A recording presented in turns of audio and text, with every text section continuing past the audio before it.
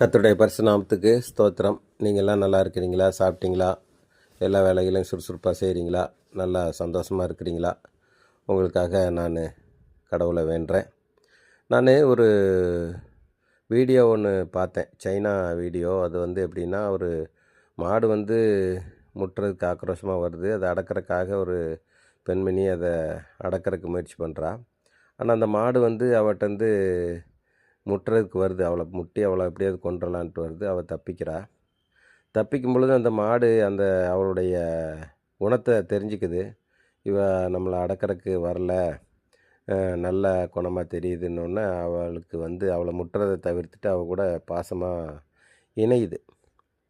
இந்த வீடியோ ஒரு ஆக்ரோஷமாக உள்ள ஒரு கோபக்காரமாக இருக்கிறவங்களையும் நம்ம பாசத்தால், நம்முடைய நடவடிக்கையினால் அவங்கள நம்ம மேலே பாசமாக இருக்கிற மாதிரி செஞ்சிடலாங்கிற மாதிரி ஒரு கிரியேட்டிவ் வீடியோ. அதை பார்த்த உடனே நான் என்ன பண்ணேன், அதை நம்ம மக்களுக்கும் இதை ஒரு விழிப்புணர்வாக போடலான்னு சொல்லிட்டு, இந்த மாதிரி இருக்குது ஆக்ரோஷமான மாடு ஒரு பாசத்தை காமிச்சா அது நம்ம கூட அடிமையாகிடுது. அதனால நம்ம அதை ஒரு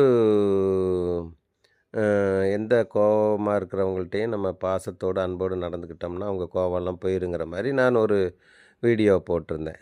அப்போ இதை அந்த சைனாவிலேருந்து அவங்க போட்டு என்ன பண்ணிட்டாங்க, இந்த யூடியூப்பை தடை பண்ணிட்டாங்க. என்னடா இது, நான் அப்படியே யோசனை பண்ணி அப்படியே வீடியோ எடுத்துகிட்டு இருந்தேன். வால்பாறையிலேருந்து பொள்ளாச்சி போகும்போது அந்த சைடு வியூவெல்லாம் வீடியோவெல்லாம் எடுத்து அதை நான் அந்த வியூவெல்லாம் வால்பாறையிலேருந்து வெளியே போனவங்களுக்கு காமிக்கலான்னு போடலான்ட்டு நான் அந்த வீடியோ எடுத்து டவுன்லோடு பண்ணுறேன். அது டவுன்லோட் ஆக மாட்டேங்குது, அது அப்லோடும் ஆக மாட்டேங்குது. என்னடான்னு பார்க்கும் பொழுது சைனாக்காரங்க உன்னுடைய யூடியூப் சேனலை முடக்கியிருக்காங்க அப்படிங்கிற மாதிரி ஒரு செய்தி வந்தது.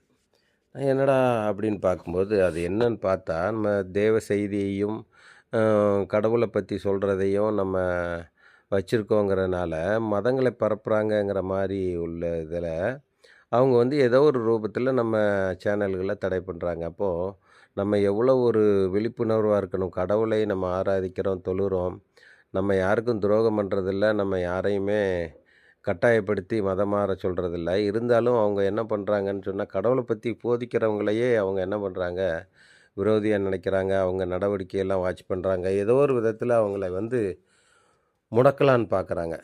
அப்போ நான் பார்த்தேன் அந்த வீடியோ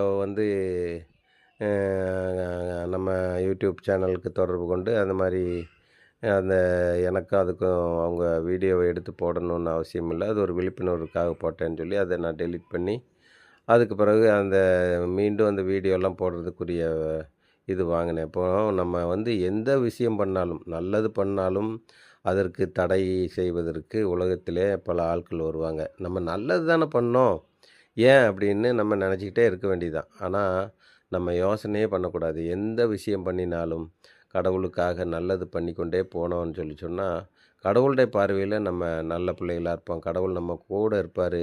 24 மணி நேரமும் தூதர்களை கொண்டு காவல் வச்சுருப்பார். எந்த பிரச்சனைக்கும் பயப்பட வேண்டியதில்லை. எதிர்காலத்தை குறித்து பயப்பட வேண்டியதில்லை. நம்ம நிகழ்காலத்தை குறித்து பயப்பட வேண்டியதில்லை. பல திட்டங்களை அவர் நீ இந்த உலகத்தில் ஆத்ம ஆதாயம் பண்ணு, உனக்குரியதை எல்லாமே நான் பார்த்துக்கிறேன். யோசுவாட்ட இருந்தது போல் நான் உன் கூட இருப்பேன், ஆபிரகாம்கிட்ட இருந்தது போல் உன்னை இருப்பேன், ஈசாக்குக்கிட்ட இருந்தது போல் உன்னோடு இருப்பேன் அப்படின்னு அவர் வாக்குத்தத்தம் பண்ணியிருக்கிறாரு. அதனால் நமக்கு எலிசா தீர்க்கதரிசி கொடுத்த பாதுகாப்பு, ரத வீரர்கள், இராணுவ வீரர்கள், நான் உன்னுடைய வலது பட்சத்தில் இருப்பதனால நீ அசைக்கப்படுவதில்லை, உன் பக்கம் 1000 பேரும் உன் வலது பக்கத்தில் 10,000 பேர் வந்தாலும் உன்னை அணுகாதுன்னு கடவுள் சொல்கிறார். நம்ம பயப்படாமல் வாழ்ப்போம், எந்த தடைகளை வந்தாலும் வெற்றி அடைவோம். கடவுள் நமக்கு வெற்றியான வாழ்க்கையும் ஆசீர்வாதமான வாழ்க்கையை தர நாம் ஜெபிப்போம், மற்றவர்களுக்காக உதவி செய்வோம், மற்றவர்களை வாழ்த்தி வரவேற்று அன்போடு உபசரிப்போம். கடவுள் நம்மளை ஆசீர்வதிப்பாராக. ஆமேன், ஆமேன், ஆமேன்.